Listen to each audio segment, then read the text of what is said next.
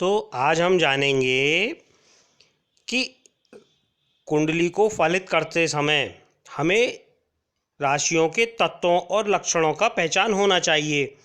कि समझिए कौन सी राशि अग्नि तत्व की है, कौन सी पृथ्वी की है, कौन सी का स्वभाव वायु का है, कौन से का जल का है, तभी हम सही फल निकाल पाएंगे। तो इसे जानने के लिए मैंने बहुत ही आसान किया है। जैसे आप ये नीचे फ़ोटो देख पा रहे होंगे, मैंने उंगलियों से आप आसानी से याद रख सकें, है ना। तो इस वीडियो को बहुत सरलता से बनाया है। चलिए आगे बढ़ के आपको सिखाना शुरू करते हैं। देखिए, मैंने पिछले वीडियो में बताया था ये 1 से लेके 12 राशियां होती हैं, ये इसी क्रम में होती हैं। 1 नंबर मेष राशि को मिलेगा, मंगल को मिलेगा, 2 वृषभ को मिलेगा, शुक्र को मिलेगा। उसी प्रकार शुक्र की एक और होती है, देखिए शुक्र होता है 2 और 7 का स्वामी, तो 2 और 7, देखिए 7 यानी तुला का स्वामी भी होता है। उसी प्रकार धनु और मीन दोनों का स्वामी कौन होता है? गुरु। गुरु यानी बृहस्पति। देखिए मीन का स्वामी भी बृहस्पति हो गया और धनु का स्वामी भी बृहस्पति हो गया, है ना। इसी प्रकार मकर और कुंभ का स्वामी शनि होता है, तो 10 और 11 नंबर यानी मकर और कुंभ का स्वामी शनि होता है। तो हमें ये याद रखना है, चाहे आप इसका फ़ोटो खींच लीजिए, रट लीजिए, कुछ भी करिए, ये राशियाँ क्रम से इसी प्रकार होंगी। पहले 1 नंबर का मतलब सीधे सीधे दिमाग में आना चाहिए मेष राशि और मंगल। 5 नंबर यानी आना चाहिए सिंह राशि और क्या, सूर्य। मैंने बोला अचानक 11 नंबर पड़ा हुआ है आपके कुंडली के खाने में, तो क्या आपको याद आना चाहिए? 11 नंबर से कुंभ राशि हो गया और शनि स्वामी हो गया, है ना। देखिए कुंभ राशि और शनि स्वामी हो गया। तो हम आगे बढ़ते हैं। मैंने आपको फिर बताया है कि कौन सा घर किसका है। ये आपका है, ये धन का है, ये छोटे भाई बहन का है, ये माता वाहन का है। इस प्रकार मैं ये पिछले वीडियो में आपको समझा चुका हूँ। अब हम इससे आगे बढ़ते हैं कि देखिए हर किसी की कुंडली में इस प्रकार से नंबर पड़े हुए होते हैं। ये नंबर आप देख पा रहे होंगे, किसी के में यहाँ 2 होगा, किसी के में 4 होगा, किसी के में 7 होगा, किसी के में 1 होगा। 1 से 12 तक कोई भी नंबर पड़ा हो सकता है पहले घर में, है ना। और मान लीजिए कोई ग्रह बैठा ही ना हो पहले घर में, बाकी और घरों में बैठे हों, समझिए आप। तो हम कैसे निकालेंगे फल? हमारा लग्न यानी हमारा स्वयं का है, ये आप समझिए स्वयं का। तो हम कैसे लंबे चौड़े, ऊंचे ठिगने, तेज दिमाग के, मंद बुद्धि के हम कैसे बनेंगे?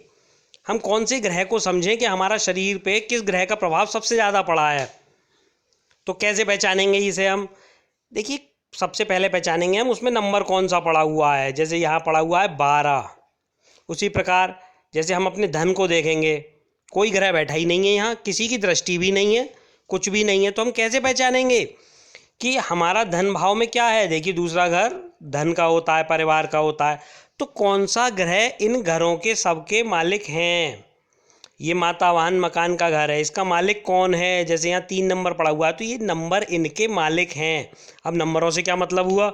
नंबरों से फिर मैं वापस वहीं आऊँगा कि नंबरों से मतलब हुआ ये सारे ग्रह मालिक हैं, ये सारी राशियाँ मालिक हैं। देखिए कैसे, समझिए 12 नंबर लिखा हुआ है तो मीन राशि बृहस्पति आपका लग्नेश हो गया, ठीक, आपके लग्न का स्वामी हो गया। 1 नंबर लिखा है तो मेष राशि यानी मेष और मंगल यानी आपके धन को मंगल देख रहा है। और यहाँ अगर होता 5 तो आपके धन को सूर्य देख रहा है। बैठा चाहे वो यहाँ हो, यहाँ हो, यहाँ हो, कहीं भी हो सकता है, लेकिन सूर्य का प्रभाव आपके धन भाव पर जरूर पड़ेगा। या 1 नंबर लिखा हुआ है तो मंगल का प्रभाव जरूर पड़ेगा। 4 लिखा हुआ है तो चंद्र का प्रभाव जरूर पड़ेगा। अब हम इससे आगे बढ़ते हैं।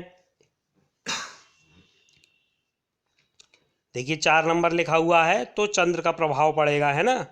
तो अब हमने इन सब राशियों को तत्वों में बांटा है कि कौन सा तत्व है, क्योंकि अब मैं आगे आपको सिखाऊंगा कि पहले घर में मान लीजिए ये नंबर लिखा हुआ है और सूर्य बैठा हुआ है, तो अग्नि तत्व में बैठा हुआ है तो अलग प्रभाव देगा। जल तत्व में सूर्य बैठा हुआ है तो अलग प्रभाव देगा। उसी प्रकार चंद्र मान लीजिए आपके पहले घर में बैठा हुआ है और जल तत्व में अच्छा प्रभाव देगा, अग्नि तत्व में अच्छा नहीं दे सकता, चंद्रमा शीतल होता है।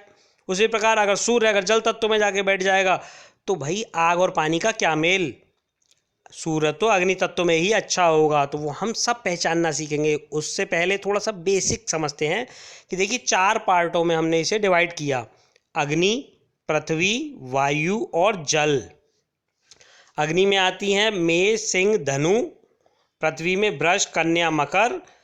वायु में वायु तत्व जो होते हैं वो मिथुन, तुला, कुंभ। और कर्क, वृश्चिक, मीन जो आता है वो जल तत्व में आता है। अब हम इसे और आसानी से समझते हैं। देखिए हमने इसे नंबरों में बदल लिया। मेष राशि को 1 नंबर था, देखिए आप 1 नंबर मेष राशि है ना। 3 नंबर मिथुन राशि, देखिए 1 नंबर मेष राशि। 3 नंबर पहले लिखा हुआ है तो यहाँ मिथुन राशि हो गया। अब इसको और भी आसान करते हैं, है ना। उससे पहले हम समझेंगे कि 3 प्रकार के लक्षण भी पाए जाते हैं राशियों में, चर, स्थिर और द्विस्वभाव। चर कौन सी हुई?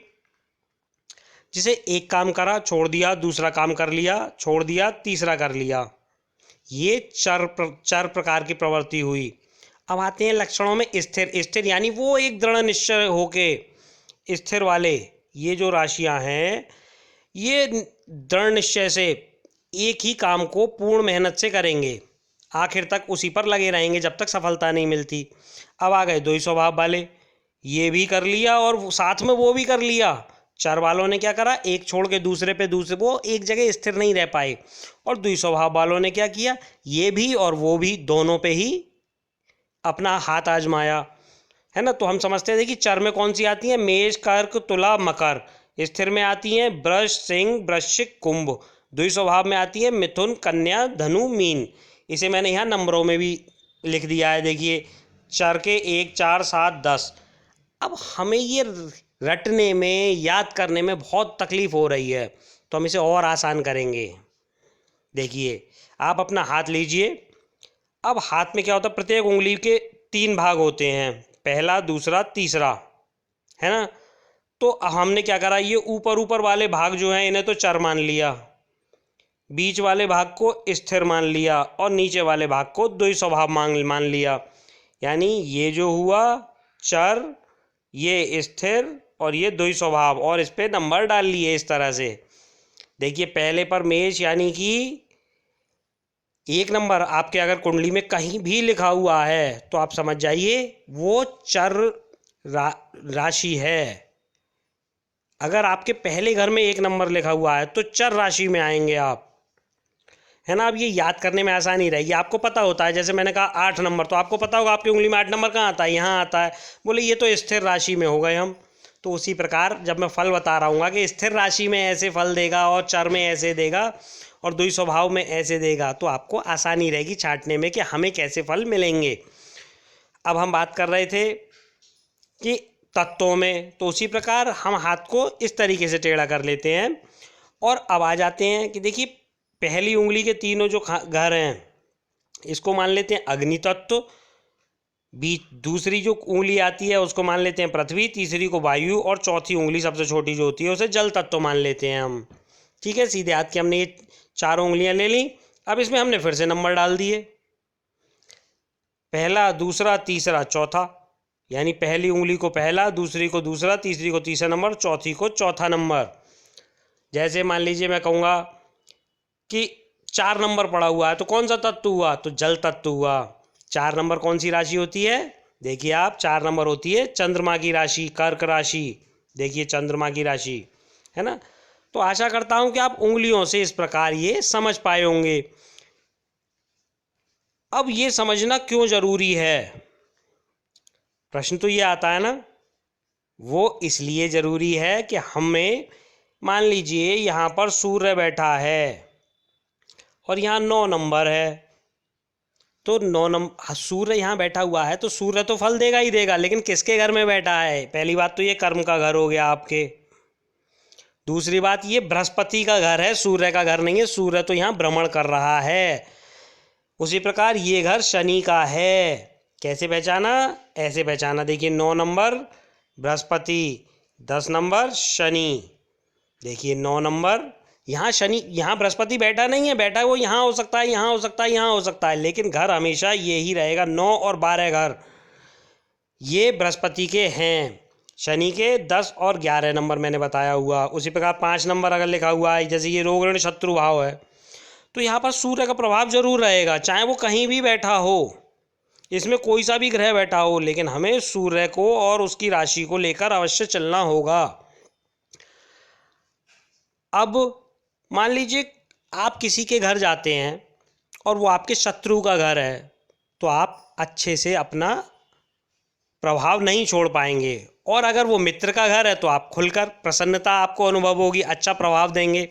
तो उसी प्रकार हमें ये देखना होता है कि यहाँ मान लीजिए बैठा हुआ है कोई ऐसा ग्रह जो 12 नंबर राशि का शत्रु है, यानी कि बृहस्पति का शत्रु है, ऐसा ग्रह बैठा है, तो वो अच्छे फल कैसे दे देगा। यहाँ अगर बृहस्पति का मित्र बैठा हुआ होता तो वो अच्छे फल देता। तो आशा करता हूँ कि आप सभी लोग ये बातें समझ गए होंगे। एक बार इसे नोट कर लीजिए और उंगलियों पे दिए हुए इन नंबरों को भी नोट कर लीजिए। इस प्रकार से चारित्र्य द्वयी स्वभाव और इस प्रकार से तत्वों को हमें याद रखना है, क्योंकि अगले वीडियो में आप 9 ग्रहों के फलों को बताऊंगा। अपनी अपनी कुंडली लेकर तैयार रहिएगा। धन्यवाद।